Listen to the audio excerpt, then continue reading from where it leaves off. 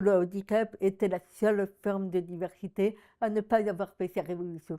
Et ça, c'est très vrai.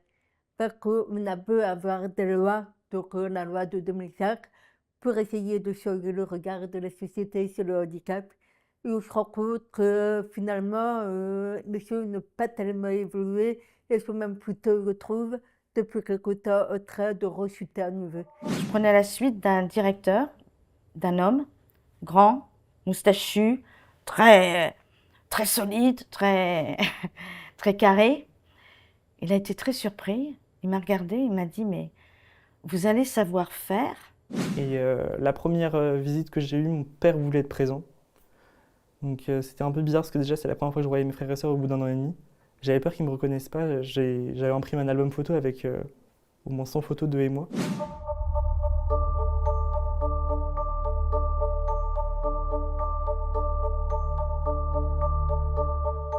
Bonjour à tous, je suis Virginie Delalande. Je suis connue comme la première avocate sur des naissances en France. Aujourd'hui, je suis conférencière à l'international, auteure et animatrice d'une émission de télévision sur la chaîne Mieux.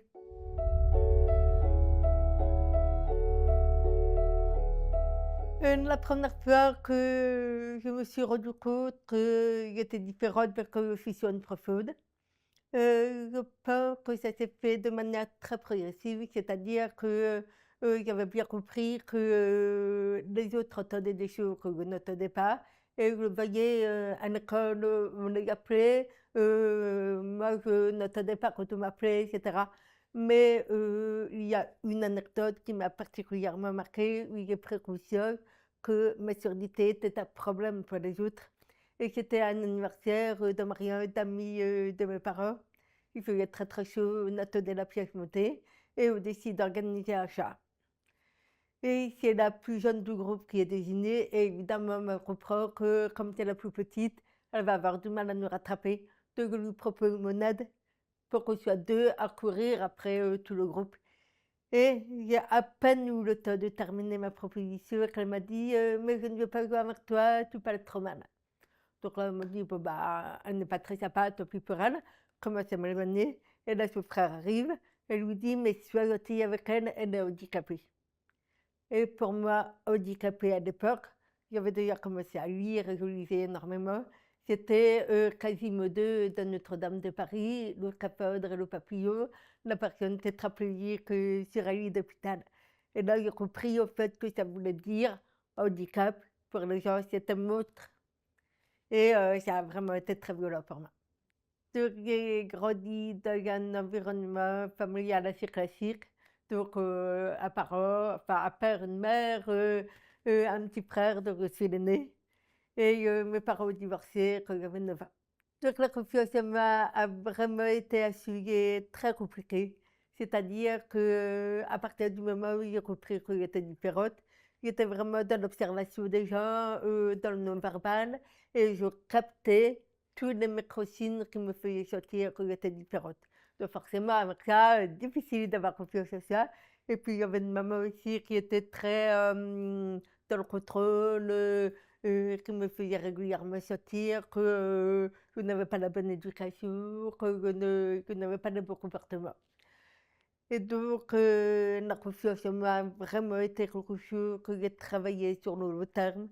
Et je me suis rendu compte que c'est par l'action que petit à petit, j'ai réussi à me dire, bah, ça, j'y arrive bien, je m'en sors bien, j'ai la compétence, je ne reviendrai pas en arrière.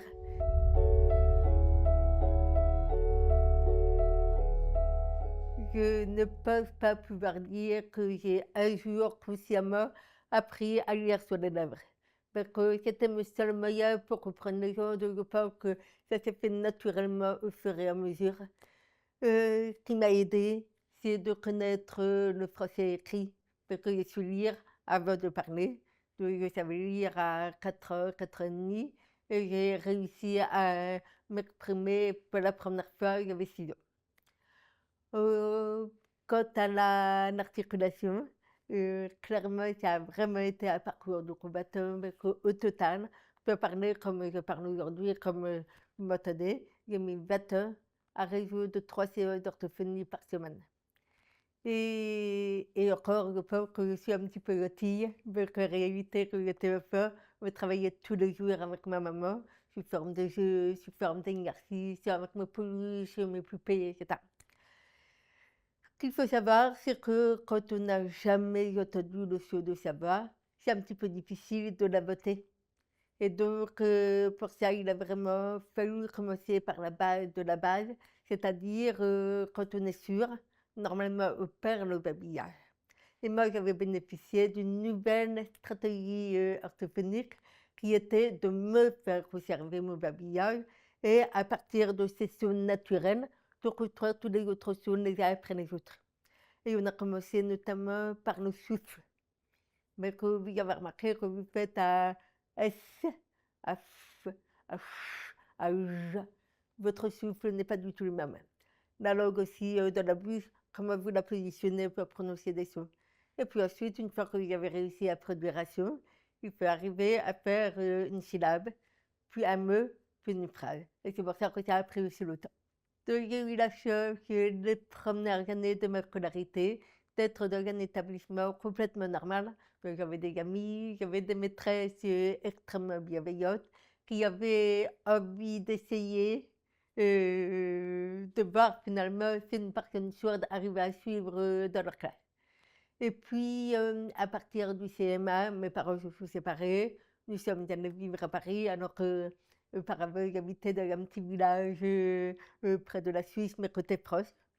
Et à Paris, c'était un établissement normal, mais par niveau, il y avait deux personnes sourdes et il y avait une personne à côté du professeur qui faisait non pas de la langue des signes, mais plutôt une aide à la lecture labiale. C'est-à-dire que la langue des signes, c'est une langue à part entière. Donc, si je dis je vais à la maison, en langue des signes, c'est moi, maison, aller. Ce qui n'a rien à voir avec le français. Et c'est pour ça que les personnes qui utilisent la langue des signes au quotidien comme langue de communication naturelle ont du mal avec le français écrit. Et donc, moi, on ne voulait pas en fait qu'il y ait ce problème-là. Du coup, on a plutôt utilisé des gestes de la main qui accompagnaient l'articulation. Donc, concrètement, si je vous donne un exemple pratique pour que vous voyez l'intérêt, quand je dis le pain, le bain et la main, vous entendez différemment, mais sur les lèvres, si je lève le son, c'est la même chose. Donc, je fais l'exercice. Donc, là, je dis pain, bain et main. Et si je rajoute l'individuel, ça fait pain, bain et main. Et donc, il y avait une personne à côté du professeur qui traduisait tout ce que le professeur disait. Et j'en ai bénéficié du CM1 à la 4e inclus. Et c'est ça qui m'a permis d'être quasiment toutes les années première de classe. Donc alors, à quoi ressemble la langue française parlée complétée? Eh bien, si je vous dis pain, bain et main, 6, 10, vous voyez que c'est différent. Alors que sur les lèvres, c'est la même chose. Donc, en gros, ça remplace le son. Pour les personnes sourdes, c'est le visuel. Et donc, quel est l'intérêt de ça? C'est qu'une personne sourde ne sait pas comment prononcer un mot quand elle ne le connaît que sous forme écrite. Donc, si par exemple je dis un gars, G-A-R-S, elle ne sait pas forcément qu'on ne dit pas le R ni le S. Donc, si une personne code, c'est-à-dire utilise cette aide, eh bien, tout ce qui est prononcé, tout ce qui est sonore sera visuel, et tout ce qui n'apparaît pas, eh bien, notre sourd voit qu'il y a une différence entre l'écrit et l'oral. Et en plus, ce qui est intéressant, c'est que si par exemple, on a une phrase avec plein de petits mots, ce qui est très difficile pour une personne sourde, c'est de comprendre 100% de la phrase. Les étudiants qui comprennent 60% du message. Donc, ça veut dire que c'est le cerveau qui va faire de la suppléance mentale, c'est-à-dire compléter. Comme toi, quand tu pars en Angleterre, si tu paragouines l'anglais, tu comprends l'idée, mais tu ne comprends pas le mot exact que tu as utilisé. Avec ça, ça te permet de voir tous les petits mots. Par exemple, je vais à la maison. Quand on parle très vite, sur les lèvres, on a du mal à voir à la maison, parce que c'est à la maison. Bon, voilà, donc en fait, c'est quelque chose qui m'a énormément aidé dans ma compréhension à l'école. Et c'est ça qui a fait que j'étais première de classe. Donc je vais m'amuser à parler et puis coder en même temps pour vous montrer la vitesse à laquelle on peut aller. On peut aller doucement, on peut aller très très très très très très très très très très très très très très très très vite.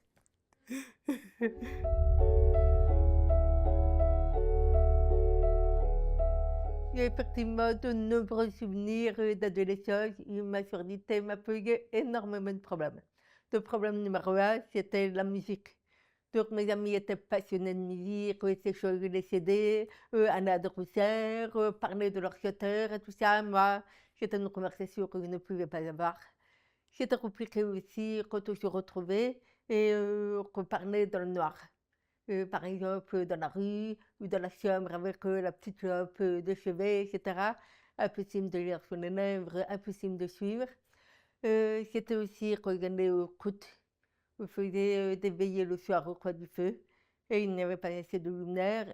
Ça chantait, ça racontait des histoires et tout ça. Moi, j'étais complètement larguée. De la même façon, quand on sortait en boîte de nuit, les gens se parlaient à l'oreille. Et avec moi, c'était impossible. Et il y a même des anecdotes où on était quand même dans une période où on essayait plus ou moins de draguer, de séduire. Et mon garçon qui me parlait à l'oreille, il était obligé de me prendre par la main et de les emmener aux toilettes là où il y avait de la lumière. Et donc il y avait souvent des petits problèmes d'interprétation de mes attention. Alors, je ne sais pas si on peut dire que la surdité a été une force à cette période-là, parce que, en tout cas, personnellement, je ne le voyais pas vraiment comme tel. Mais je voyais vraiment le verre à moitié vide, que je ne pouvais pas faire, tous les problèmes que ça pouvait me poser. Aujourd'hui, avec le recul, je pense que ça m'a permis d'avoir de vrais amis, c'est-à-dire des personnes qui étaient capables de voir au-delà des apparences. Ça nous a permis aussi de tricher en classe, de peux le dire maintenant, pour que mes profs se touchent à la retraite. Et puis, ça m'a permis aussi peut-être de développer de très grandes qualités d'observation, une lecture beaucoup plus rapide que la moyenne. Quand je lis des livres, par exemple, pendant des années, j'ai lu un livre par jour. Donc, il y a vraiment une vitesse de lecture qui impressionne les gens en général. Et ça m'a permis aussi, je pense, de vraiment travailler le non-verbal, c'est-à-dire sentir si les gens font de moi un peu bien, s'ils me disent bien la vérité, s'ils me disent bien tout. Et donc ça m'a vraiment servi dans ma vie professionnelle ensuite.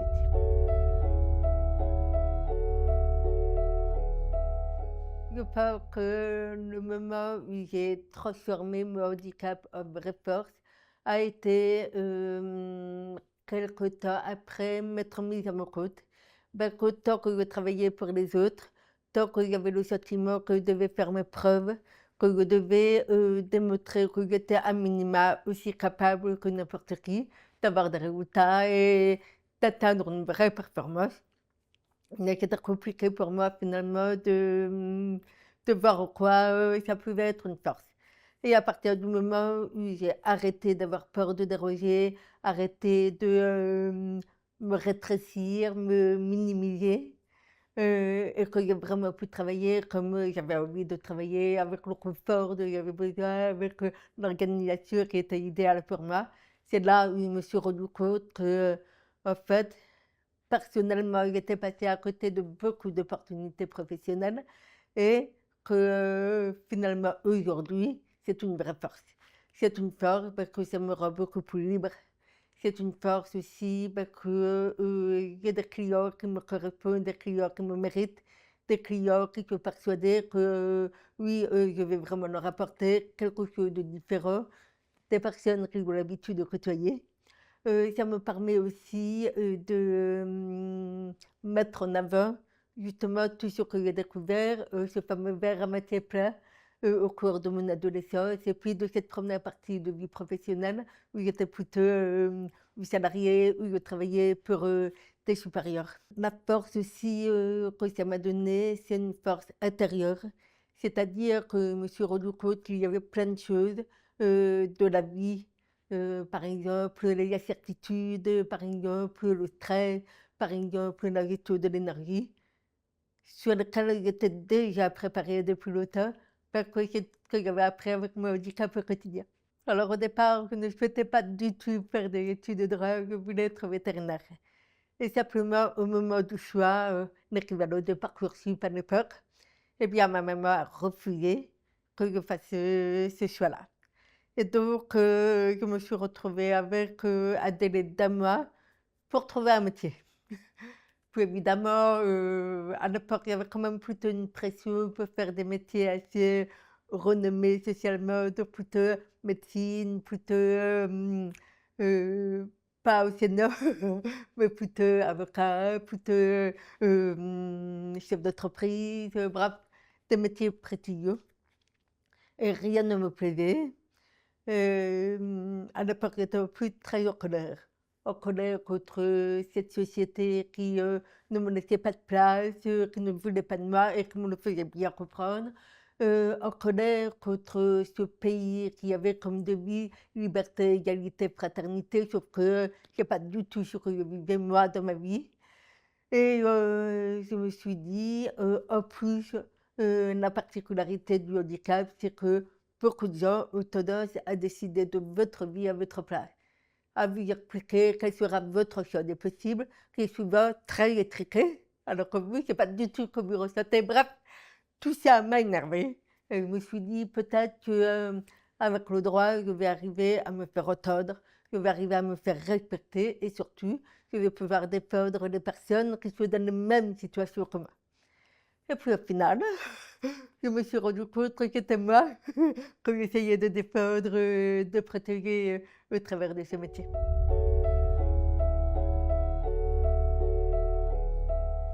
De faire des études dans un milieu ordinaire quand on est différent, eh bien, ce n'est pas facile. C'est-à-dire que chaque fois que j'allais voir un professeur pour lui demander s'il était possible d'avoir une cours, il m'envoyait promener. Donc, il y avait plusieurs explications. Il y avait un nom, c'est droit de propriété intellectuelle, donc non, je ne parle pas de cours parce que derrière, il fallait des livres. Ou alors, c'était, ah, même il y a une petite maligne, il y allait faire attraper de copies, il y a cerné. Ou alors, c'était, je n'écris pas mes cours, je fais juste des bullet points et puis j'improvise. Ou alors, c'était, bah non, en fait, je ne vois pas l'intérêt, je ne comprends pas le problème et tout ça. Et donc, ce que j'ai trouvé très dur, c'est que je n'avais pas de référent adulte qui puisse leur expliquer qu'en fait, bah, quand on a une surdité profonde de naissance, c'est très difficile de regarder le professeur et d'écrire en même temps. En fait, on n'a pas les yeux qui font deux choses différentes en même temps, ça ne marche pas. Et donc, en fait, ce qui a été difficile, c'est que n'ayant pas d'aide, il a fallu que je trouve un certain nombre de stratégies pour m'en sortir. De première stratégie, j'ai essayé de copier sur les gens, qui trouvaient ça très désagréable, et donc, qui au bout d'un moment cachaient leur copie. Ensuite, il a fallu que je trouve des personnes qui étaient volontaires, d'accord, mais il fallait que ce soit des personnes sérieuses, des personnes qui n'auraient pas retard au cours, qui ne soient pas malades, qui n'aient pas fait la fête la veille, qui n'aient plus ou en forme. Donc il fallait quelque chose de constant, de régulier et de sérieux et de fiable. Ensuite, il y avait le problème que quand j'avais trouvé cette personne, quand prenait des notes, quand il arrivait en bas de la copie, on allait tout tellement vite que lui, dès qu'il arrivait, il tournait la page. Et moi, il y avait les 2, 3, 4 dernières lignes que je n'avais pas encore eu le temps de lire pour copier, donc j'essayais d'apprendre par cœur. Tout qu'il prenait du retard sur la copie d'après pour écrire, enfin bon, l'enfer. Ensuite, je me suis dit, bon, ben, laisser tomber, trop compliqué. Je regardais les livres des professeurs. Le problème, c'est que je n'avais pas la qualité juridique. Et donc, forcément, j'avais des mauvaises notes. Donc, il a fallu encore innover, et j'ai fini par trouver la bonne méthode. C'est-à-dire que, en fait, dès qu'on sortait d'un cours, je récupérais le cours, je préparais les fiches de révision, pendant que mon camarade prenait le cours d'après. Et ça voulait dire qu'à la fin de l'année, pas de la journée, sauf le dernier cours, on avait et les fiches et le cours. Et donc, finalement, on gagnait tous énormément de temps. Et surtout, pour la première fois, je n'avais pas l'impression d'être en position de demande, de dépendance. Il y avait aussi un rôle, une utilité, et ça a tout changé dans ma tête. quand il rencontrait des situations précises avec soit des examinateurs, soit des gamins qui refusaient de me donner un tiers-temps, qui refusaient de répéter une question si je ne l'avais pas compris, et que je sortais en pleurant en général. C'était mes amis qui me rattrapaient, parce qu'ils me disaient non mais Virginie, mais toi raison, c'est un connard, non mais viens, on va lui casser la figure et tout ça. Et en fait, le fait de me sentir soutenue m'aidait aussi, parce que un, me disait je ne suis pas la seule à penser qu'il y a un problème, et deux, je ne suis pas la seule à avoir envie de violence, mais on était tous très bien élevés et on a caché la figure de personne.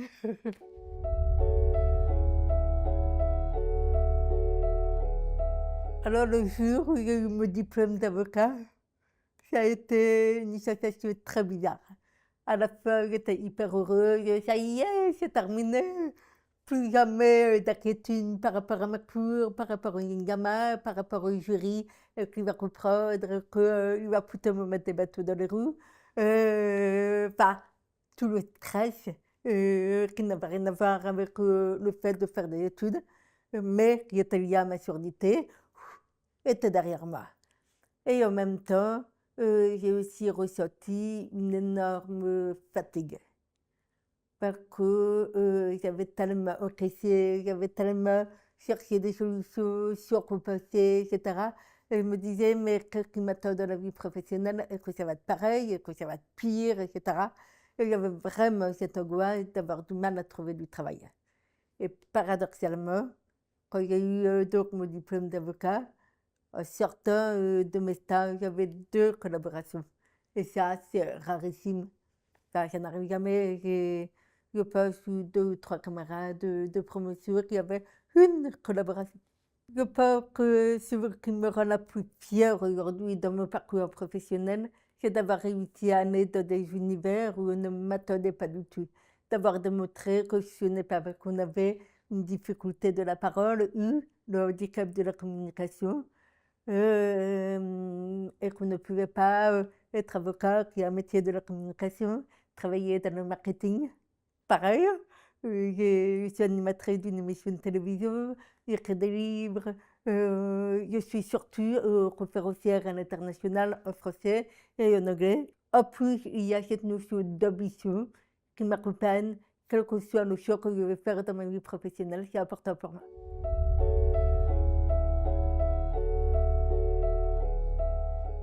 Alors, des moments de vulnérabilité, il y en a plein, bien sûr.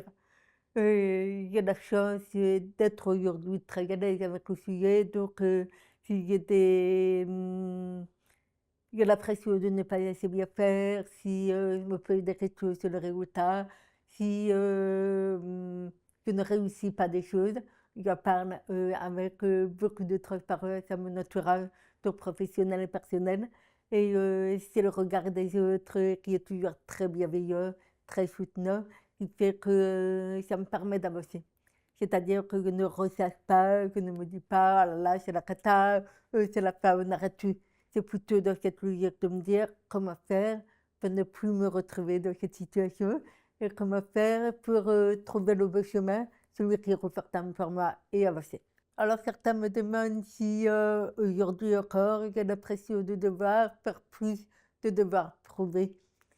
Et je trouve que c'est une super question, parce qu'effectivement, pendant des années, c'était mon moteur. J'avais tellement pas confiance en moi, j'avais tellement besoin de me prouver, de prouver aux autres que même si j'étais différente, j'étais autant capable, voire peut-être plus que certaines personnes. Aujourd'hui, je le vis complètement différemment, c'est-à-dire que ça y est, j'ai compris, j'ai intégré que j'étais capable d'énormément de choses. Il est suffisamment prouvé qu'aujourd'hui, je n'ai plus besoin de le faire.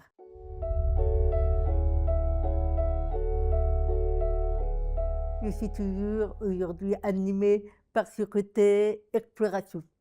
En fait, j'adore ouvrir des pages, j'adore écrire de nouvelles histoires et j'adore en fait montrer que là où tout le monde pense qu'il y a des barrières, des empêchements, des problèmes, on peut trouver des solutions, on peut avancer et on peut trouver en fait une voie dans laquelle finalement on s'éclate encore plus parce que intérieurement il y a quelque chose qui nous pousse à y aller, mais personne ne l'a jamais fait. En fait, j'adore être la première et garder la porte ouverte pour les autres. Ça m'a mis, en fait, c'est un challenge. Mais ce n'est plus un objectif qui me fait mal. En fait, c'est vraiment de la joie, de la plaisir. Et si ça ne marche pas, il y aura problème au change. Et c'est OK. Alors, récemment, j'ai sorti mon dernier livre qui s'appelle Kiff de handicap. Et ce livre-là, c'est vraiment le livre que j'aurais tellement, tellement aimé lire, trouver, découvrir à partir de l'âge de 15 ans, quand je me faisais plein de retours sur mon avenir, que j'avais vraiment le sentiment qu'avoir un handicap en France, c'était très compliqué, un problème, que personne ne nous donnait de place, que en plus, non seulement on ne nous la donnait pas, mais on nous rajoutait des barrières, qu'on n'en avait pas, enfin bon, bref. Et puis, j'avais aussi le sentiment de subir en permanence et d'être dans une spirale infernale. Et ce livre-là, je l'ai attendu de l'âge de 15 ans jusqu'à l'âge de 40 ans. Et entre-temps, évidemment, j'ai vécu un certain nombre de choses, dont une dépression, j'ai programmé mon suicide.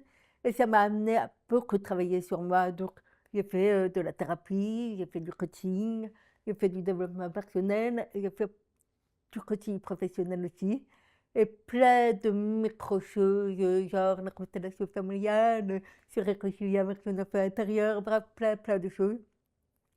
Et au fur et à mesure de mes découvertes, j'ai fini par comprendre comment on faisait pour, un, trouver sa place quand on est différent, et deux, s'épanouir en dessinant une vie qui nous ressemblait vraiment. Quand je montais sur scène avec d'autres personnes en situation de handicap, elles étaient souvent, elles aussi, assez épanouies. Et quand on a discuté de nos trucs pour nous épanouir, on se rendait compte qu'on avait beau avoir des parcours différents, des handicaps différents, des expériences différentes, mais on retombait plus ou moins sur les mêmes clés. Et donc, un, je me suis dit, mais en fait, c'est hyper universel. Et deux, ce serait quand même très égoïste de les garder pour nous. Et c'est pour ça que j'ai écrit ce livre.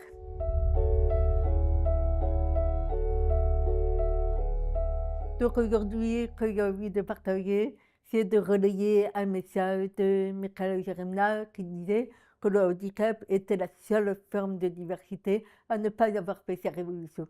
Et ça, c'est très vrai. Parce qu'on a beau avoir des lois, donc la loi de 2005, pour essayer de changer le regard de la société sur le handicap. Et on se rend compte que finalement, les choses n'ont pas tellement évolué, elles sont même plutôt, je trouve, depuis quelque temps en train de rechuter à nouveau. Et je me dis, mais en fait, on n'a pas la place qu'on mérite, alors qu'aujourd'hui, parce qu'on a des situations de handicap, on a d'énormément de problématiques de la société. Première problématique, c'est notre avenir est de plus en plus incertain. Quand on a un handicap, c'est exactement ça notre quotidien. Ensuite, on se demande comment on doit s'adapter. Pareil, c'est le quotidien d'une personne en situation de handicap. Elle s'adapte sans arrêt. Donc nous, on a déjà cette habitude-là et on continue à avancer. Troisième chose, on a déjà une réponse pour le vieillissement de la société parce que nous, on a vieilli beaucoup plus tôt que vous et on a eu envie de rester très autonome. Donc là, par exemple, si je prends la surdité, j'ai une surdité très très profonde qui est limite proche de la surdité totale.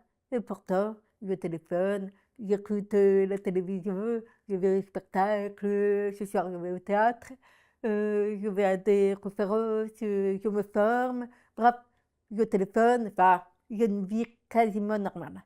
Et donc, peut-être que si vous connaissiez mes solutions, vous auriez moins peur de vieillir. Et puis après, il y a tous les sujets d'accessibilité universelle, parce que les gens ne se rendent pas compte, mais quand on a un handicap, c'est un petit peu comme s'il y avait un avant et un après.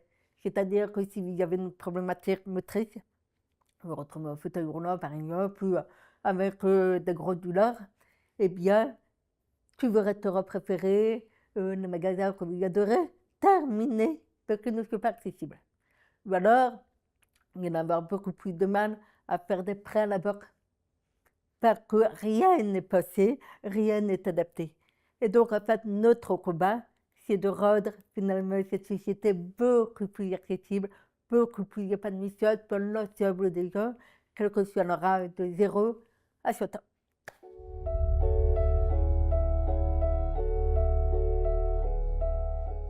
J'avais envie de parler d'un sujet un petit peu tabou en France, qui est celui des parents en situation de handicap ou des enfants qui partagent soit le même handicap, soit un handicap. La tendance, généralement, est de dire oh, mais c'est hyper égoïste de se reproduire si on sait que derrière, il y aura des enfants qui partageront un handicap. Eh bien, c'était ma pensée aussi au début. Et j'avais fait le choix de ne pas y avoir d'enfants. Et puis, un petit polychinelle est arrivé de mes tiroirs. Et donc, forcément, je me suis vraiment posé la question. Et la réalité m'a beaucoup surprise, parce qu'en réalité, c'est l'inverse de ce qu'on peut imaginer. C'est-à-dire que quand on connaît le sujet, en réalité, c'est presque un avantage. C'est-à-dire qu'on n'a aucune inquiétude sur l'avenir de l'enfant, on sait qu'il va se sortir. Plus que nous avons réussi à nous sortir en général. Deux, on connaît déjà le beau professionnel, donc il n'y a pas d'erreur médicale, il n'y a pas de retard, par exemple, dans l'entrée, dans la parole pour les enfants sûrs, dans l'arrivée, dans la scolarité, tout ça. Il y a eu des enfants qui ont été brillants du début à la fin. Ils ont eu un morceau très bien au bac. Ensuite, il y a que on s'est préparé des situations qui seront potentiellement compliquées pour un jeune dans la partie scolarité. Parce que, comme on l'a vécu, du coup, on peut mieux anticiper les situations. On peut aussi éviter que l'extérieur ait un problème avec nos enfants. Parce qu'on normalise, entre guillemets, le handicap. C'est-à-dire qu'on invite les enfants sans arrêt à la maison pour qu'ils s'habituent finalement à avoir des enfants et des adultes différents. Et puis la quatrième chose, c'est que les médecins ont souvent une approche assez paternaliste, ou assez je décide un petit peu à votre place, ou je porte des jugements. Quand on est concerné, qu'on a l'habitude, on prend beaucoup de recul par rapport à ce qu'on peut nous dire un médecin. Et c'est vrai que du coup, il y a une sérénité autour de l'éducation d'un enfant en situation de handicap, parce qu'on connaît ce champ des possibles, parce qu'on sait là où il y a des difficultés, et parce que pour nous, comme nous avons le même handicap, c'est un enfant abattu. Donc il n'y a pas de deuil de l'enfant idéal à faire, il n'y a pas de peur, panique de l'avenir, de culpabilité quand ils vivent des situations difficiles. On le sait, ça fait partie de la vie et on est OK avec ça. Donc c'est tout le côté psychologique et le côté, on gagne du temps, finalement, dans tout ce qui est pris en charge, avec un résultat qui est qu'on a des enfants qui ont confiance en eux, qui avancent sereinement de la vie, qui ont des amis, une vie sociale, et un avenir professionnel qui existe vraiment. Quel est mon objectif finalement? C'est de montrer que, on peut être ambitieux, on peut prendre notre place, on peut être puissant avec un handicap. On peut s'épanouir, on peut trouver notre place. Et du côté de l'entreprise, c'est continuer évidemment à inspirer, continuer à faire bouger les lignes, continuer à apporter un regard très différent sur la diversité, avec de la performance en bout de ligne. Et puis, comment faire pour ne pas abandonner, surtout quand on est dans une situation où tout le monde se pose des questions et beaucoup baissent un petit peu les bras.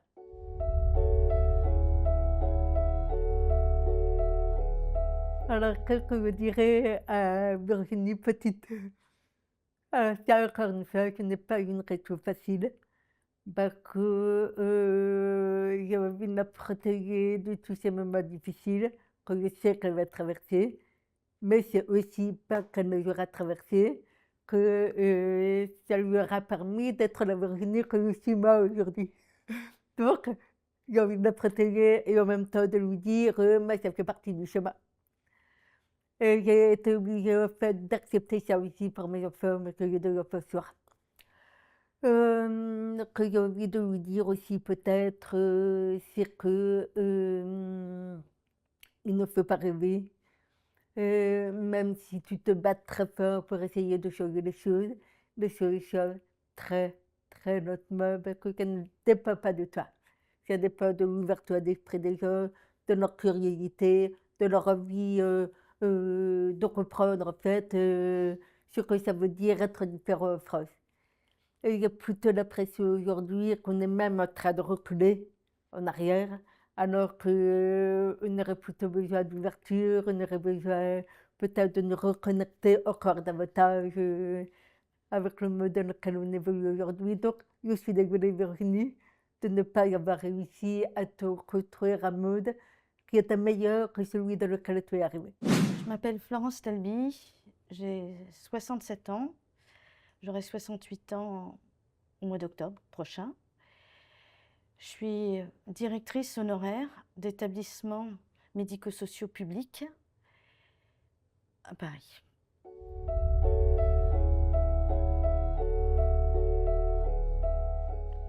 Mes parents sont de taille classique, ma sœur est de taille classique, et il faut savoir que 90% des personnes atteintes d'achondroplasie ont des parents de taille classique. Je mesure 1,15 m. Je suis née en octobre 1958 à Paris et j'ai été diagnostiquée dès la naissance. Ça a été la grande surprise pour mes parents. Ça a été très douloureux. Et puis après, j'ai été suivie par le généticien Pierre Marotteau à l'hôpital Necker, enfants malades. Donc à l'époque, les traitements étaient assez, disons, c'était les traitements de l'époque, assez durs. On dormait dans une coquille de plâtre et le jour, on avait un corset de fer pour tenir le dos, se muscler la colonne.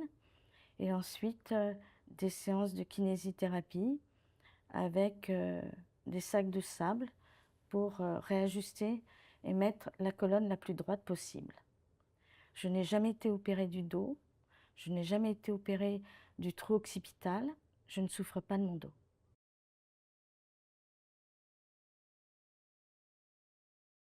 En 1958, c'était il y a très longtemps, il n'y avait pas du tout d'échographie et c'était la grande surprise au moment de l'accouchement. Donc moi je suis l'aînée et bien sûr ça a été un choc pour mes parents et une grande souffrance pour eux, une énorme souffrance pour eux. Ensuite ma sœur est arrivée, mais ma sœur avait un autre problème encore plus sévère que le mien, c'est-à-dire un problème cardiaque. Et donc heureusement toute leur attention s'est portée sur ma sœur, ce qui m'a permis aussi moi pas de respirer, mais de prendre une nouvelle respiration pour ne pas avoir toute l'attention sur moi. Ça aussi, c'est très fatigant d'être constamment l'objet de soin ou avoir tous les regards braqués sur soi. Donc ça aussi, ça m'a permis de me développer. Et aussi peut-être aussi une vocation. Ma sœur étant souffrante, je me suis dit, il faut que ma profession sera dans la santé. Ça a été un déterminisme. On choisit jamais sa profession par hasard. On ne fait jamais un métier par hasard. Soit on est conduit par son nom de famille est un déterminant dans le choix de sa profession, soit les conditions dans lesquelles on est éduqué.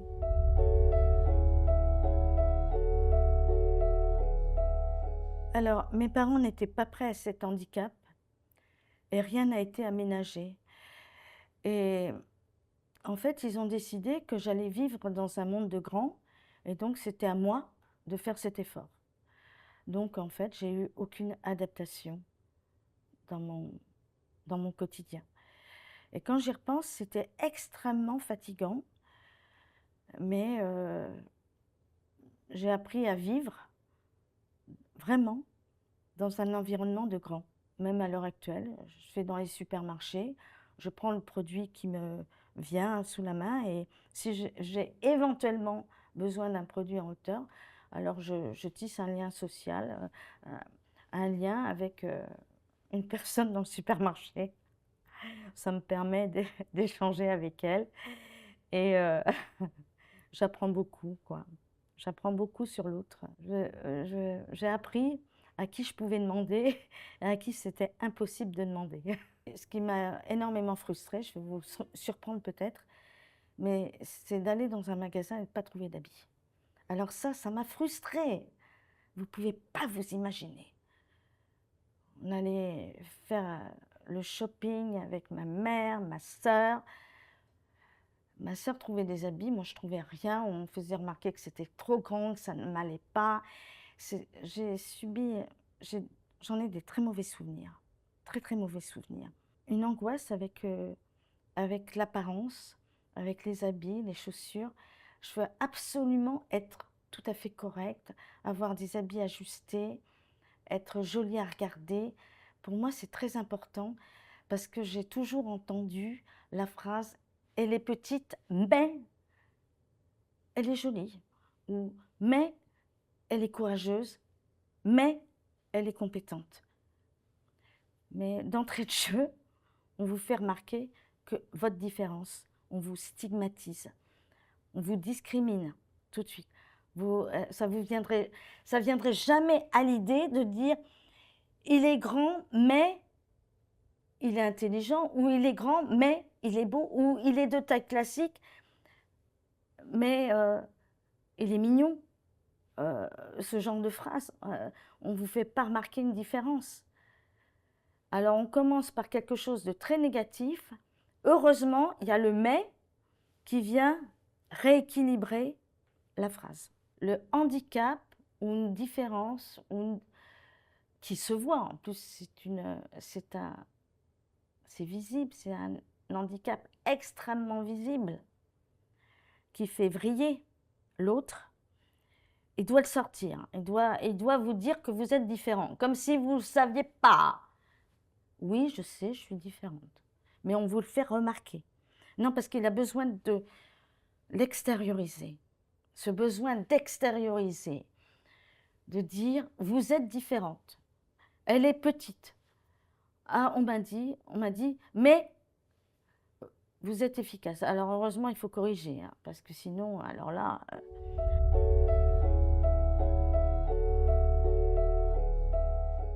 On scrute tout ce que vous faites. On vous surveille, on vous contrôle. Il faut que vous soyez tout à fait dans les clous. Heureusement, ma sœur a eu… Heureusement. Bon, elle est vivante, elle a été opérée, elle va bien. Mais jusqu'à l'âge de 13 ans, il fallait attendre l'opération. Et il fallait que, en fait, les rôles se sont inversés. En fait, la naissance de ce deuxième enfant, dans la tête de ma mère, ça devait être un garçon, et ce garçon devait veiller sur moi. En fait, tout faux, ça a été une fille, et cette fille, en fait, a eu un souci bien plus important que le mien. Et elle risquait de décéder par un arrêt du cœur. Donc, en fait, je devais prendre soin d'elle. Tout le monde devait prendre soin d'elle. Et en fait, ça m'a renforcée dans mon rôle d'aînée. Et toute l'attention n'était plus sur moi. Et ça m'a permis de respirer, de prendre mes marques. Ou parce que c'est dans mon caractère. Je suis quelqu'un de qui a de la détermination. J'ai une détermination très forte. Et toujours, cette taille, je ne me suis pas limitée. La taille, pour moi, ne doit pas être un facteur limitant.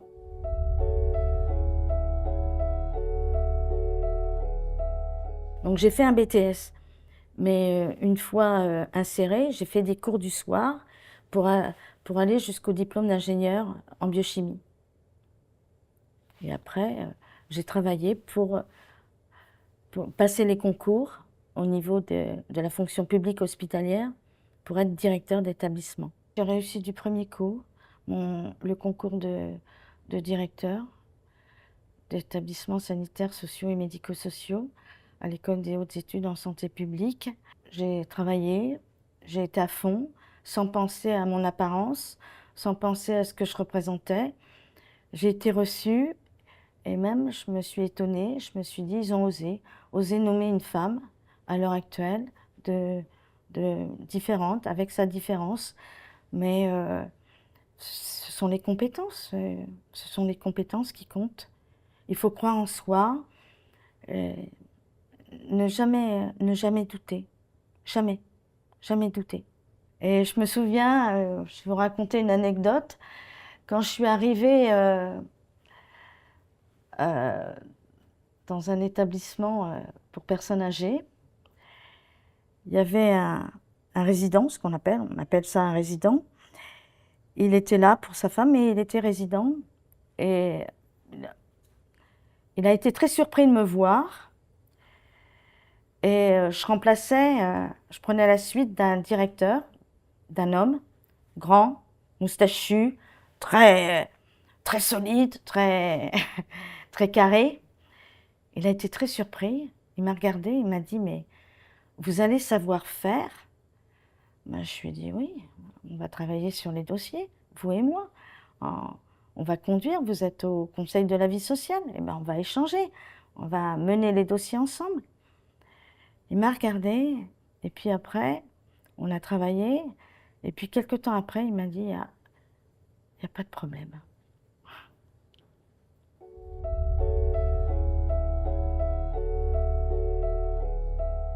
Cette violence sur les réseaux sociaux, elle est indigeste, surtout pour des personnes en situation de handicap.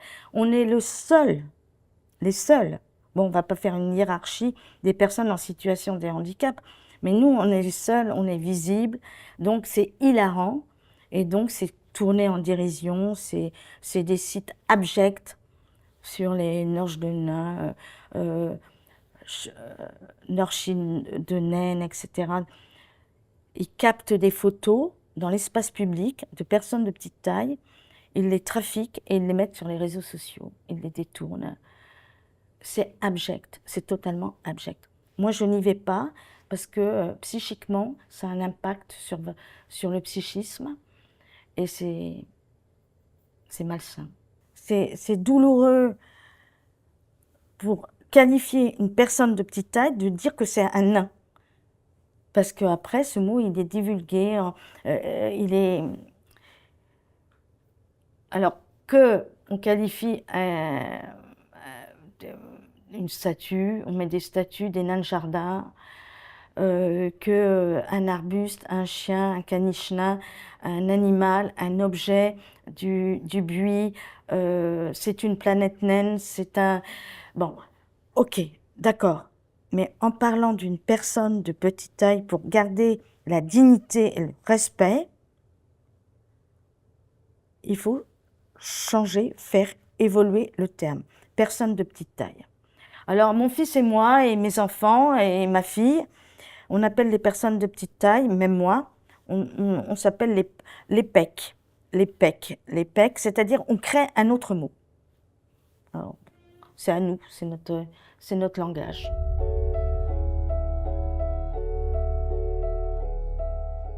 Est-ce que la taille a été un souci avec mes enfants? Non. Mes enfants ont été mes chiens de garde. Ils ne supportent pas une critique. Et je les ai accompagnés aussi bien à la maternelle qu'au primaire. Et en fait, j'ai compris après, mon fils à 6 ans, quand il m'a dépassée et quand il m'a dit « Ouf, je vais être plus grand que toi ». Et j'ai compris son envie de grandir. Et j'ai compris aussi pourquoi il était si turbulent. Peut-être à la maternelle, il ne le disait pas forcément. Et peut-être qu'on lui disait que sa mère était de petite taille. Je ne sais pas. Il ne me l'a jamais dit. Je sais qu'un jour, là, il y a quelque temps, quand sa sœur fréquentait un jeune homme, bon, ça c'est... elle lui a dit comment je fais? Est-ce que je dis que maman est de petite taille? Comment je fais? Et son frère lui a dit non, tu dis rien, maman, tu présentes maman et c'est tout, maman c'est maman, quoi. Et c'est tout. Et si par malheur il y a des regards déplacés ou des réflexions déplacées, mes enfants sont fous de rage. Je me souviens un jour, on prenait l'avion, on était à Roissy et un employé dit « Oh tiens, voilà Mimi Mati » et ma fille a piqué à un scandale, quoi. J'ai dû lui dire « Calme-toi, calme-toi ». En sixième, j'ai douté. Est-ce que, comme passer du primaire au collège, c'est toujours délicat, c'est une phase délicate. Je lui ai proposé, si tu veux, je ne vais pas t'accompagner dans la classe. Le premier jour, pour pas lui augmenter sa charge mentale. Encore. Et elle m'a dit, non, t'es ma maman, tu viens, il n'y a pas de problème. Être une femme en situation de handicap, oui, on part on part de loin. C'est plus facile d'être un beau jeune homme, d'être blanc. C'est ce que je dis souvent à mon fils. Hein. T'es masculin, t'es grand et t'es beau. Alors t'as tout, tu coches les cases. Hein. Bon, mais être une femme, être de petite taille, c'est faisable. Et c'est plus facile de convaincre un homme qu'une femme. Pour moi, ça a été ça. J'ai eu des meilleurs rapports professionnels avec des hommes qu'avec des femmes, parfois.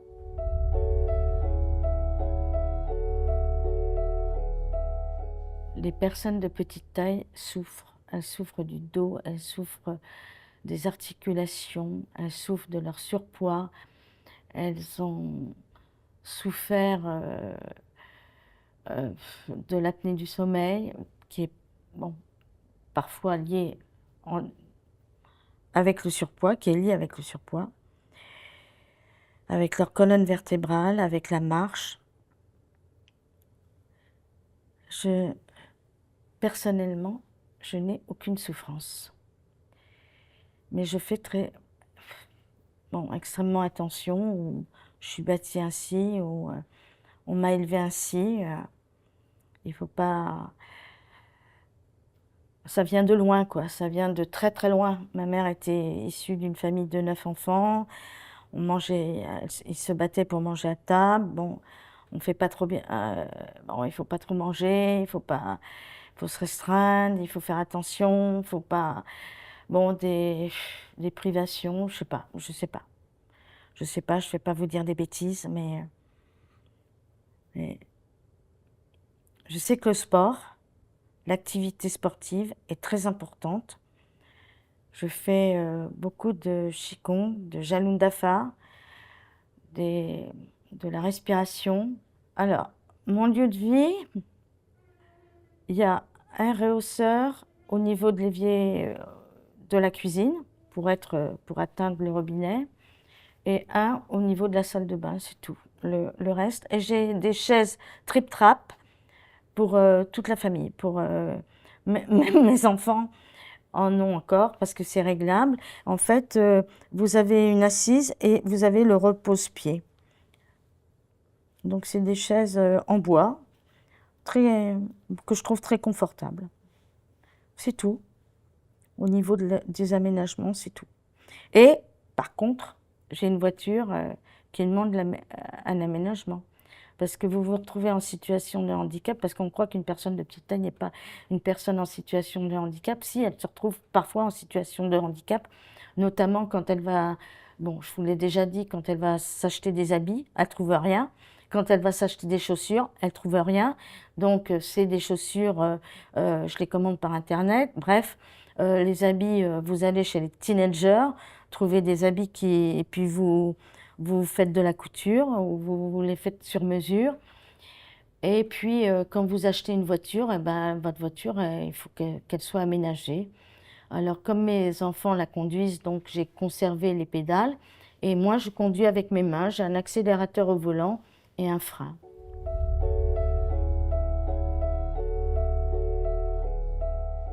L'association va fêter ses 50 ans en 2026. en mai, au week-end de la Pentecôte, on fête les 50 ans de l'Association des personnes de petite taille.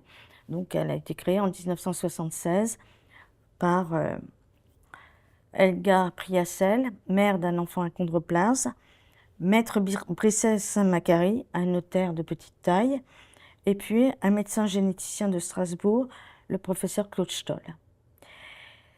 Mes parents ont rejoint, quand ils ont su par la presse que était créée cette association des personnes de petite taille, ils ont rejoint notamment ma mère, parce que mon père avait un problème avec le handicap.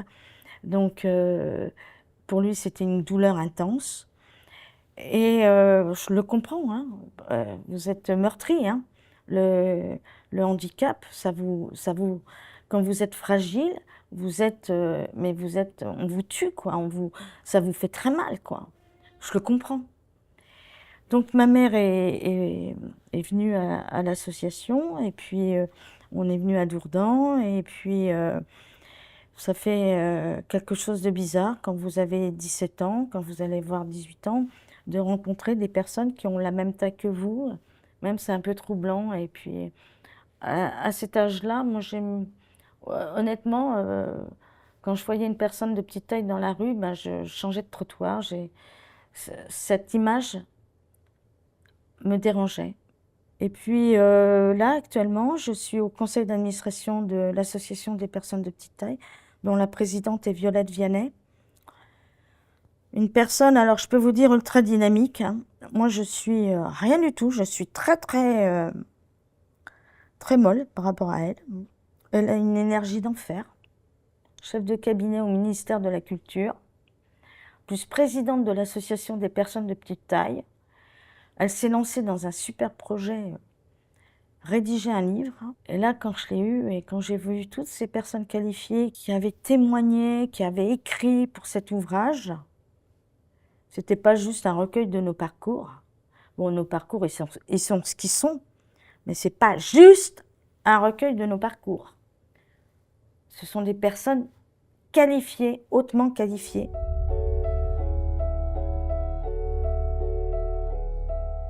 Notre vivre ensemble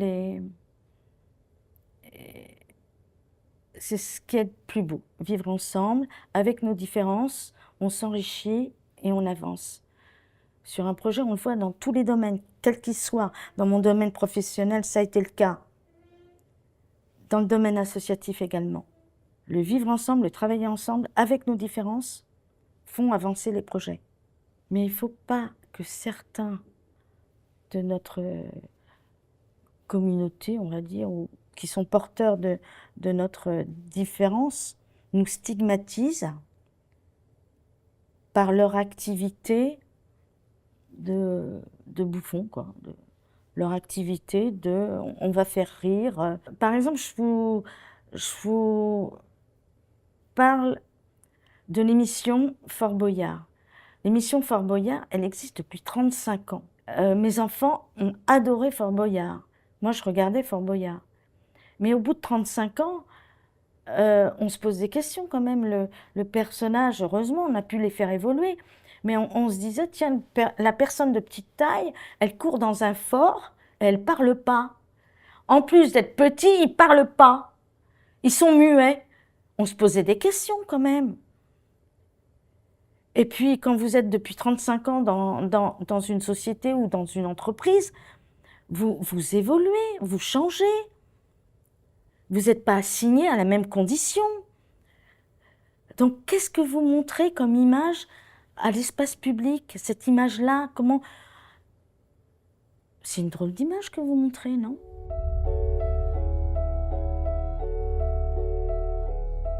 Si j'avais un message à faire passer, nous allons fêter les 50 ans de l'Association des personnes de petite taille cette année, en 2026.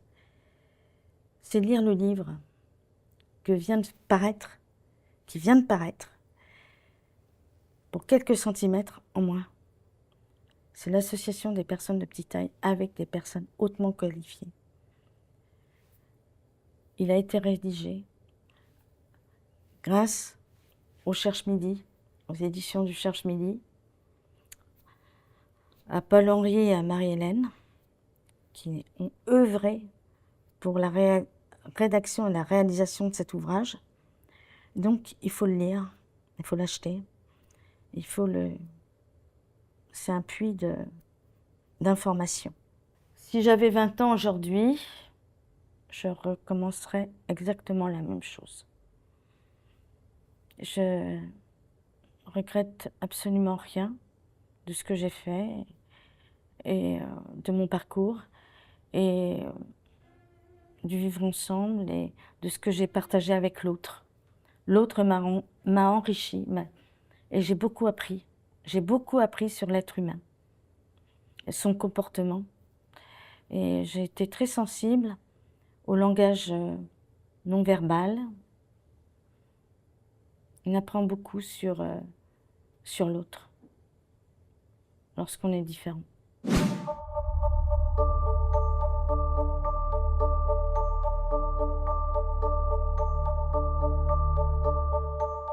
Je m'appelle Djibril, j'ai 24 ans, je vis à Rennes, je travaille en administration et aujourd'hui je vais vous raconter comment s'est passé mon coming out.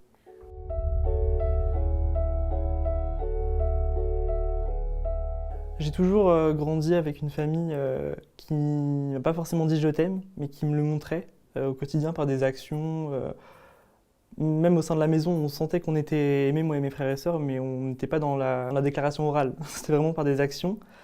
Et je me suis jamais senti délaissé ou pas aimé pendant mon enfance. Euh, Puis après, j'avais une grande fratrie aussi, hein. J'avais un grand frère, une petite sœur et des frères et sœurs jumeaux. Donc on était 5 enfants. Et j'ai vraiment un bon souvenir de mon enfance. Quand je suis arrivé au collège, j'ai commencé à me poser des questions sur mon orientation sexuelle. J'avais des doutes, mais j'avais tellement un entourage fermé d'esprit que je m'interdisais un peu de me poser ce genre de questions parce que j'avais peur. J'avais peur de la réaction des autres, que ce soit mon entourage amical ou même ma famille, les amis de ma famille, les voisins. J'avais peur de tout le monde. Et c'est vraiment quand je suis rentré au lycée, à la fin du collège, début du lycée, où j'ai tellement ancré cette question, enfin je l'ai tellement enfoui en moi que c'est ressorti. Vraiment, je pouvais plus faire semblant. Et j'ai vraiment compris au lycée que j'étais homosexuel. Et j'en ai commencé à en parler à mes amis. Ils ont tous bien réagi, ils ont bien accueilli la nouvelle, ils m'ont même dit que c'était un non-sujet. Et j'avais vraiment besoin de cette partie-là de ma vie. J'avais besoin au moins d'être moi-même à 50% du temps au lycée, dehors avec mes amis. Parce que quand je rentrais chez moi, j'étais vraiment pas moi-même. J'avais un masque et je me suis vraiment renfermé sur moi-même les dernières années où j'étais chez moi. J'arrivais pas à annoncer à mes parents que j'étais gay. Même si aujourd'hui j'estime que c'est une toute petite partie de moi, à ce moment-là, je me résumais qu'à ça. Et mes parents vraiment allaient voir que ça. Et j'avais peur de leur réaction. Donc j'avais très peur.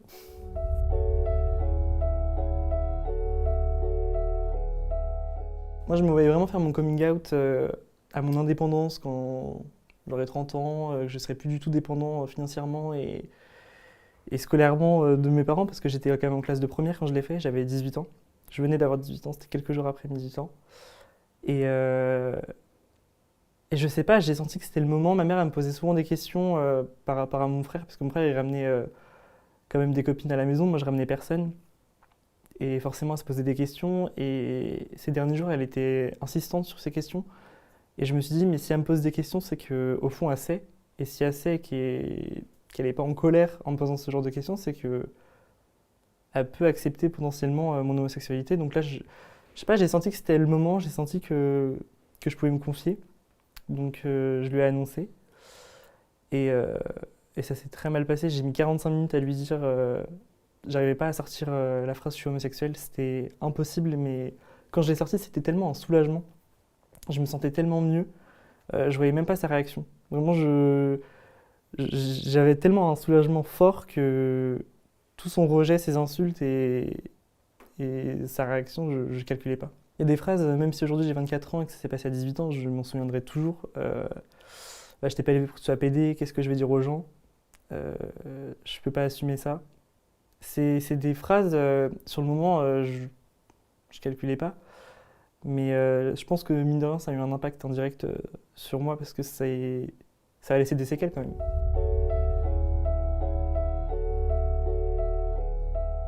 Ma mère elle m'a allaité quelques jours pour annoncer au reste de ma famille mon homosexualité. J'avais peur et elle savait qu'ils allaient avoir une réaction beaucoup plus colérique et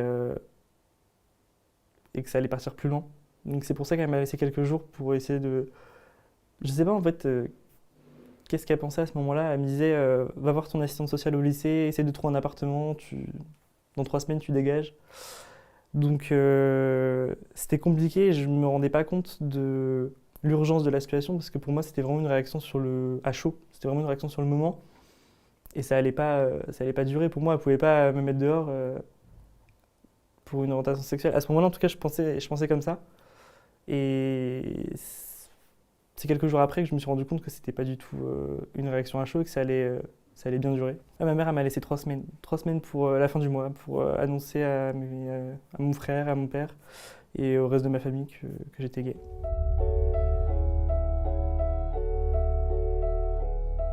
Je suis pas resté 3 semaines, je suis resté 4 jours parce que je pouvais pas tenir plus.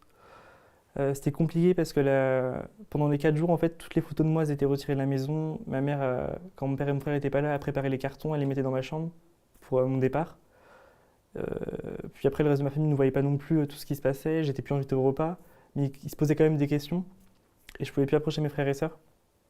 Ça, c'était le plus compliqué parce que je savais potentiellement que c'était les derniers jours chez moi et je pouvais même pas profiter des derniers instants avec mes frères et sœurs parce que je ne savais même pas si la situation allait durer, si j'allais les revoir, si... En fait, j'avais peur. Déjà, j'avais peur parce que je sentais qu'à un moment, ça allait exploser, mais je ne savais pas quand. Et vivre avec ce stress, c'était encore plus dur que de vivre caché quelques jours avant, quand je ne l'avais pas dit à ma mère. Et le quatrième jour, c'est quand je suis rentré du lycée et mon frère, il m'a sauté dessus.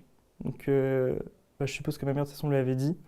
Et il a commencé à m'insulter en me disant que je méritais que ça, que j'étais qu'un sale pédé. Et c'est des mots compliqués et je me laissais faire parce que je voulais pas. En fait, j'avais pas la force de réagir.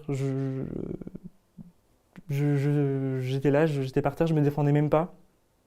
Et c'est là que j'ai compris, bah, là, il faut que j'en parle à mes amis, faut que j'en parle à quelqu'un parce que je peux pas rester comme ça, je peux pas rester seul, je peux pas affronter ça seul parce que enfin, en ce moment-là, je me disais, mais là, c'est mon frère qui réagit après la réaction de ma mère qui était déjà hyper dure. Enfin, je vais pas attendre celle de mon père pour voir ce qui va se passer parce que j'avais vraiment peur pour ma sécurité. J'en ai quand même voulu à ma mère parce que bah, elle connaît mon frère, elle connaît son impulsivité et j'aurais aimé qu'elle comprenne que c'était à moi de le dire, que c'était bah, mon moment où je devais parler, où je sentais que c'était le moment comme j'ai senti que c'était le moment de lui dire. Parce que j'ai pas forcément regretté de l'avoir dit à ma mère, même après tout ce qui s'est passé. Mais j'aurais aimé qu'elle me laisse ce moment-là. Vraiment, parce que c'est quand même un moment volé et je pense que je me serais mieux organisé pour affronter tout ça si elle m'avait laissé faire.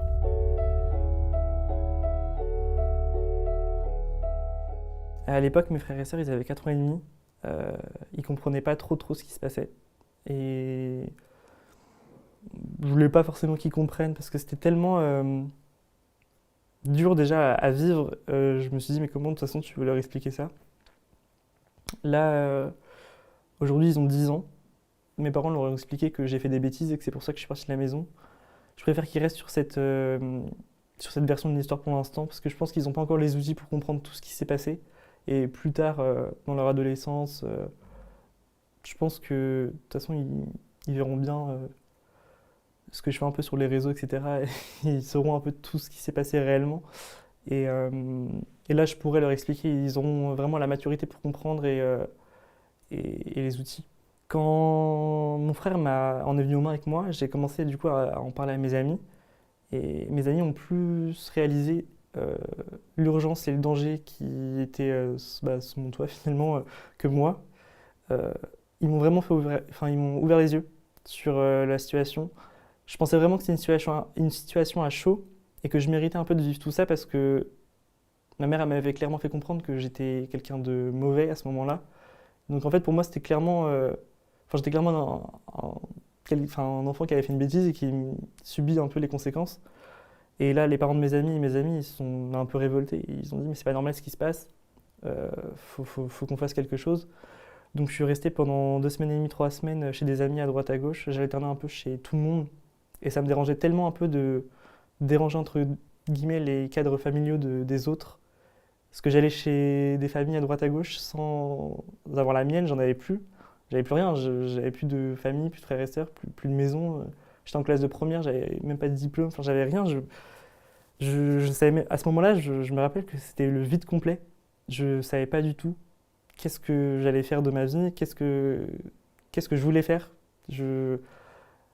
Là, mes amis, ça a vraiment été je me suis vraiment reposé sur eux à ce moment-là parce que je devais souffler, je pense. Je pense que je devais vraiment comprendre ce qui se passait et même en partant de chez moi, je me suis dit, bah, vu que là, je vais partir après l'altercation avec mon frère, ils vont forcément me renvoyer un message pour me dire de revenir, avoir une explication. Et au bout des 3 semaines où j'alternais chez mes amis, j'avais toujours pas de message. Donc là, je me suis dit, bah non, c'est vrai, ils vont jamais revenir sur leur décision. Et c'est là que je me suis dit, là, c'est urgent. Et mes amis ils ont commencé à me parler du coup d'une association que je ne connaissais pas. C'est le Refuge.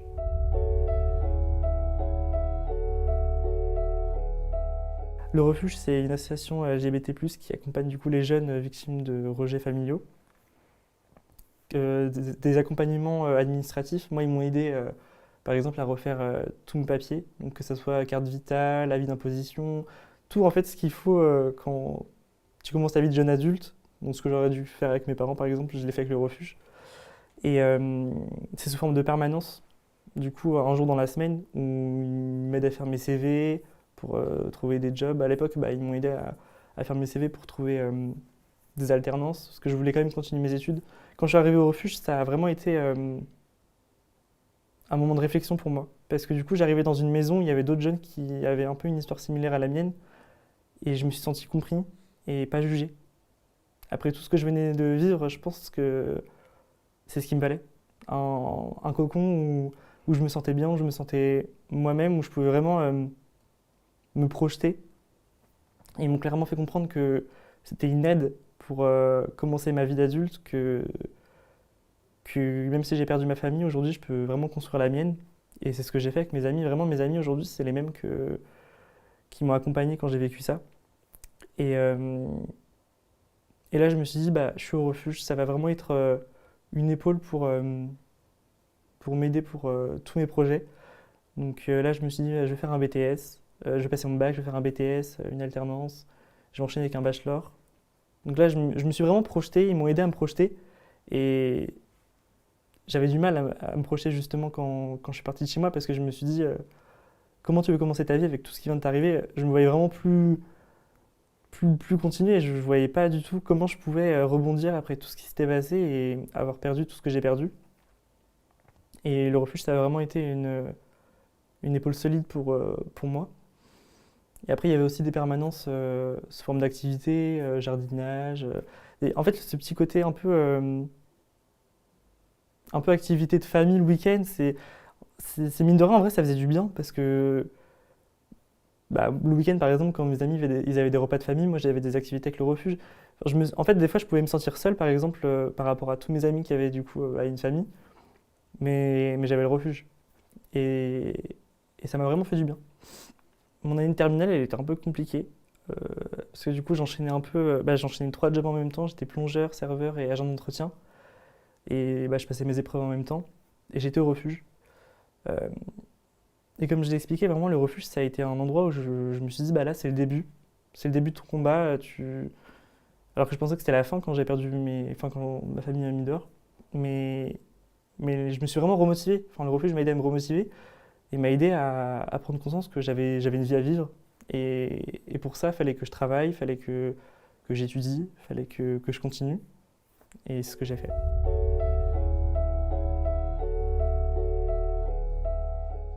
Ça a été hyper compliqué la séparation avec mes frères et sœurs. Par exemple, le dernier jour où j'étais chez moi, quand je suis parti, mon petit frère n'était pas là, il y avait que ma petite sœur. Et quand j'ai voulu la prendre dans les bras pour lui dire au revoir, parce que je ne savais pas quand j'allais la revoir, je ne savais pas si c'était une situation qui allait durer ou pas. Ma mère, elle me l'a arraché des mains. Et là, je me suis dit, mais c'est horrible. Jusqu'au bout, en fait, elle va pas me laisser tranquille. Et là, j'ai compris, par contre, que je pouvais vraiment plus revoir mes frères et sœurs. Parce que si pour un au revoir, je peux même pas la prendre dans mes bras, ça veut dire que là, si je pars de chez moi, je la reverrai plus jamais. Et, euh, et j'ai envoyé des messages, j'essayais un peu de demander pourquoi je pouvais plus les revoir, est-ce que je pouvais les revoir. Et, euh, et c'était radical, hein, je pouvais plus les revoir. Donc pendant 13 mois à peu près, je les ai pas vus. Et le refuge m'a conseillé de contacter une avocate pour un droit de visite. Je savais même pas que c'était possible pour un frère d'avoir un droit de visite sur des frères et sœurs. Et au final, je l'ai fait. J'ai eu une aide juridictionnelle à l'époque, parce que j'avais pas les moyens forcément de payer des frais d'avocat. Et ça a été assez rapide si on prend en compte que c'était pendant le Covid, ma demande. Donc ça a pris presque 3 mois. Et, euh, et du coup, j'ai gagné ce droit de visite. Mon père, il était à l'audience. C'était la première fois que je le revoyais après 1 an et demi. C'était un peu compliqué parce qu'il est arrivé au tribunal avec un discours qui était contraire au mien, qui disait clairement que je pouvais revenir quand je voulais, qu'il n'y avait pas de problème et que j'avais jamais été mis à la rue. Ça me faisait passer un peu pour quelqu'un qui demande un droit de visite alors que j'avais pas forcément d'un droit si mon père disait devant la juge que je pouvais revenir quand je voulais. Et moi j'avais peur du coup avec son discours de pas avoir ce droit de visite parce que même s'il me dit là que je peux venir voir mes frères et sœurs, rien ne l'empêche demain de me le réinterdire comme il l'a déjà fait. Et moi je voulais vraiment un droit acté, un droit qui vient du tribunal pour vraiment du coup toute ma vie jusqu'à leurs 18 ans. Parce qu'ils avaient quand même 5 ans à l'époque du jugement. Je me suis dit là je vais attendre 13 ans pour qu'il ait 18 ans. C'est pas possible que je sois séparé d'eux pendant 13 ans si jamais il veut plus que je sois en contact avec eux. Et la juge, elle a compris. Elle a compris que j'étais sincère, que les preuves qu'on a apportées, c'était du concret. Et du coup, j'ai gagné le droit de visite. Et j'ai eu un minimum du coup de 2 visites par mois. Donc une fois toutes les 2 semaines. Et c'est sous forme d'après-midi. Ça peut vraiment être autant chez moi qu'au bowling ou au cinéma. Et la première visite que j'ai eue, mon père voulait être présent. Donc c'était un peu bizarre parce que déjà c'est la première fois que je voyais mes frères et sœurs au bout d'1 an et demi. J'avais peur qu'ils me reconnaissent pas. J'avais imprimé un album photo avec au moins 100 photos d'eux et moi. Et ils m'ont reconnu directement, ils ont pris l'album et on a passé un après-midi. Je me rappellerai toute ma vie. Vraiment, je pense que c'était l'un des plus beaux jours de ma vie. Le jour où je les ai revus et que j'ai senti qu'ils m'aimaient encore et qu'ils ne m'avaient pas oublié. C'était vraiment un de mes moments de bonheur les plus marquants. Et mon père, il était au bout du parc. Et on se calculait pas trop. Et là, aujourd'hui, on a juste ce contact-là avec, en fait, pour voir mes frères et sœurs.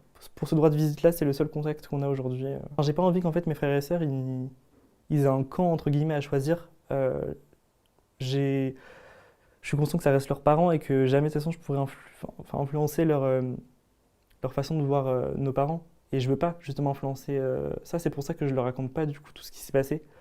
Ils sont trop jeunes. Quand tu es un enfant, tu peux vraiment.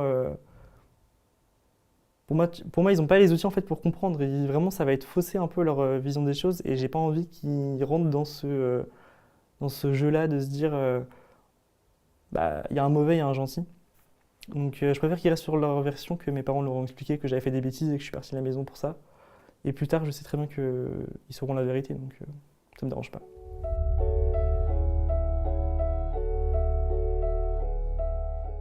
Il n'y a jamais eu de tentative de contact de leur côté pour revenir vers moi, mais moi non plus. Euh, je pense que, je sais pas, l'année dernière par exemple, l'émission Ça commence aujourd'hui m'ont contacté pour un thème réconciliation. Ils voulaient du coup prendre contact avec mes parents pour une explication. Et en fait, je me suis dit j'ai refusé du coup, mais je veux pas que cette explication-là, je sais qu'un jour on l'aura, mais je veux pas que ça vienne de moi. Enfin, ils n'ont pas cherché en tout cas à savoir ce que je devenais et à savoir si je vais bien. Donc je pense que si on doit avoir une explication ou si il doit revenir dans ma vie, c'est avec une ouverture d'esprit beaucoup plus avancée que 2019, quand ça s'est passé déjà. Parce que j'ai pas envie de régresser, j'ai tellement fait un travail sur moi-même, sur l'acceptation de moi-même, sur mon ouverture d'esprit, que j'ai pas envie en fait de faire rentrer des gens dans ma vie pour me sentir mal, pour me sentir pas normal, parce qu'ils me l'ont beaucoup répété. Et peut-être qu'un jour, je sais qu'un jour ils feront l'effort, parce que je suis quand même leur fils, ils feront l'effort d'essayer de comprendre ce que c'est l'homosexualité et de pas rester sur leurs idées arriérées. Ils feront l'effort de comprendre que c'est pas un choix, ils feront l'effort de comprendre mon combat aussi. Et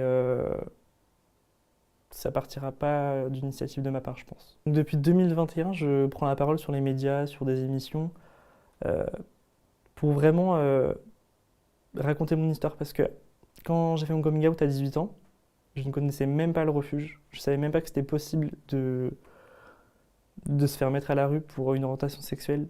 Euh, Aujourd'hui, le refuge a une communication beaucoup plus importante. Donc je pense que de plus en plus de jeunes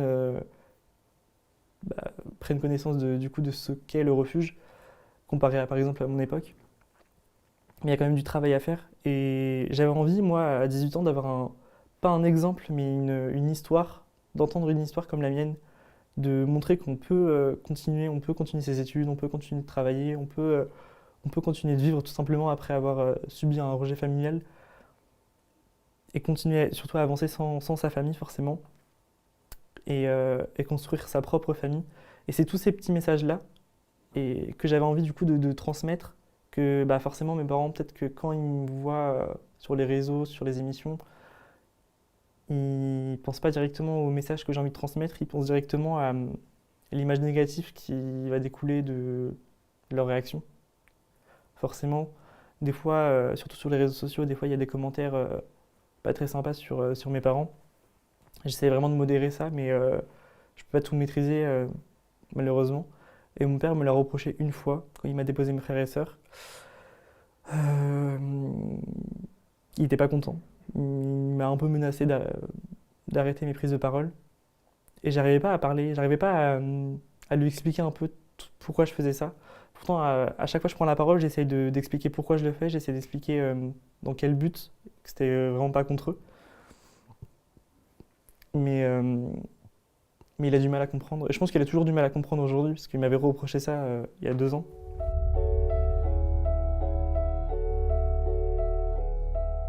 La première fois que j'ai raconté mon histoire, je ne savais pas du tout à quoi m'attendre. Euh, Tous les retours que j'ai eus, c'était vraiment autant des parents que des jeunes. Et je m'attendais pas justement à ce que mon message ici, enfin, il marche autant. Vraiment, j'ai vraiment reçu des messages de jeunes qui me disaient de continuer, de parents qui étaient un peu outrés de ce qui s'était passé et que ça m'a rassuré déjà de voir autant de retours de parents euh, s'insurger un peu de la réaction des miens. Et je me suis dit, bah, il y a quand même une majorité de parents qui ont la tête sur les épaules et qui, qui aiment leurs enfants finalement, parce qu'il faut aimer leurs enfants, enfin, faut aimer ses enfants justement pour les accepter. Et ça m'a fait du bien, vraiment autant de bien à moi, je pense, qu'à eux d'entendre mon histoire. Et là, ça a été vraiment le début de mes prises de parole. Là, je me suis dit, je vais continuer. Je vais continuer parce que ça sert à quelque chose. Je me suis senti utile et je me suis senti entendu et compris surtout.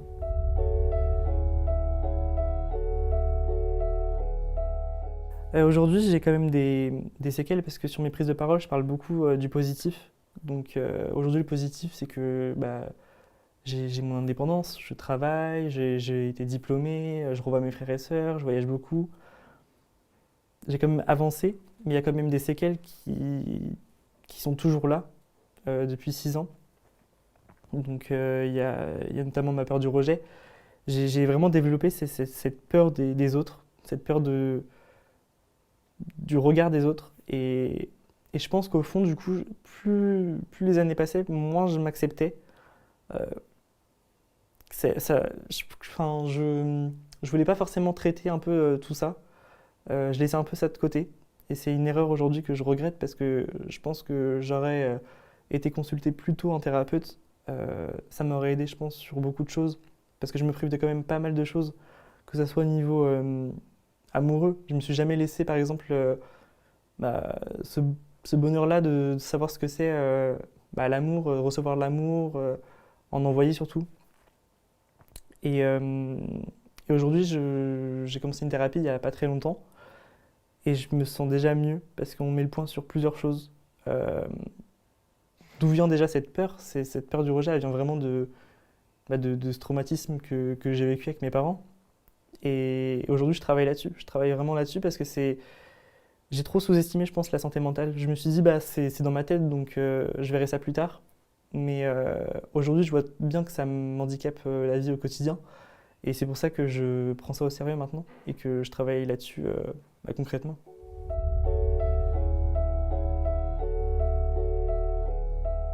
Il y a beaucoup de personnes, quand ils apprennent mon histoire, qui me disent, mais t'aurais pas dû le dire à cet âge-là, t'aurais dû le dire plus tard. S'il y a bien une chose en vrai que je regrette pas, c'est mon coming out. Et si je l'ai fait, c'est qu'à ce moment-là, j'ai senti que c'était le moment. Et c'est pour ça que je le regrette pas. J'ai jamais été aussi bien dans ma vie qu'à ce moment-là. Vraiment, même si ma mère, par exemple, à ce moment-là où j'ai fait mon coming out, elle était remplie d'insultes et de colère, je me suis tellement senti mais soulagé d'un poids que je gardais depuis des années, d'un mal-être, parce que en fait, se cacher et se brider pendant des années, c'est aussi ça qui a créé des séquelles en moi. Je pense que en vrai, ça m'a gâché la vie pendant plusieurs années.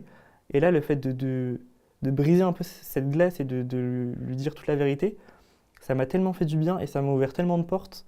Euh, je pense que je me serais jamais découvert aussi combatif, aussi déterminé et aussi motivé sans mon coming out. J'essaie vraiment de toute façon de retenir que le positif à chaque fois qu'il m'arrive quelque chose de mal et c'est ce que je fais là. Certes, j'ai perdu ma famille, certes, j'ai des séquelles encore aujourd'hui, mais mon coming out, il fait partie de moi, mon homosexualité, elle fait partie de moi et non, je ne regrette pas du tout.